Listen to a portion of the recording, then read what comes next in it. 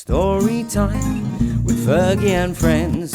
Hello, it's Fergie and friends. It's story time and I'm so pleased to be with you, and it's very, very exciting, and what a lovely time we're having, isn't it? Lovely, lovely summer days. Hello, reading goggles are going on because it's mums and dads, girls and boys, aunts and uncles, granny and grandpa, and here we go. Girls and boys ready. Hermit finds a new home. Written by Diana Ho-Huynh and illustrated by Jess Bircham. Well done indeed. How exciting. Hermit was a tiny purple and red stripy crab. He loved to swim and go for long walks on the beach. On one day, Hermit decided to go for a swim in the rock pool beside the big blue ocean. He crawled out of his dusty old shell and jumped into a rock pool. He swam for days. It started to get cloudy and the winds were so strong that the Hermit decided to climb out of the rock pool and back into his shell. However, his shell was not where he had left it. It had disappeared. Hermit found his shell near the moss-covered rocks, all broken into tiny pieces.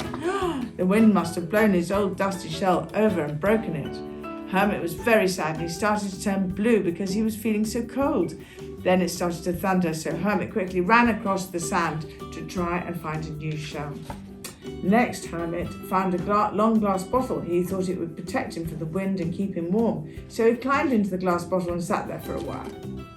A few hours passed and Hermit started to feel hot, so he tried to crawl out of the bottle to get some water. I'm stuck, cried Hermit. Realizing he was trapped inside the bottle, Hermit started to feel scared and turned green. No! Then from a distance, Hermit heard a voice. I found another bottle, yelled a little boy with excitement. The little boy, who was called Albie, was collecting bottles and rubbish to clean up the beach and recycle. Albie picked up the bottle and noticed that Hermit was inside and he was not moving.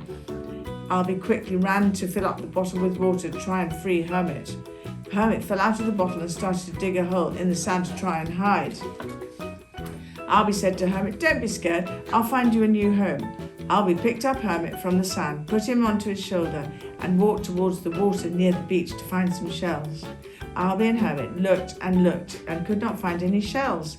Instead, they saw some bottles and cans buried in the sand. Hermit pointed out the bottles and cans for Albie so that he could pick them up and put them into his recycle bag. A few hours passed, the rain had stopped. Hermit was woken up by the sparkling, glittery sand that was shining in the distance. Albie looked over to the sand and saw lots of shells. Shells! Look at all the shells! Yelled Albie with excitement. Hermit crawled slowly inside the shell.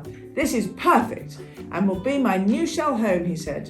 Hermit drew a message in the sand to thank Albie for his help, and then he continued to stroll along the beach watching the sunset in his new shell home. Nice story.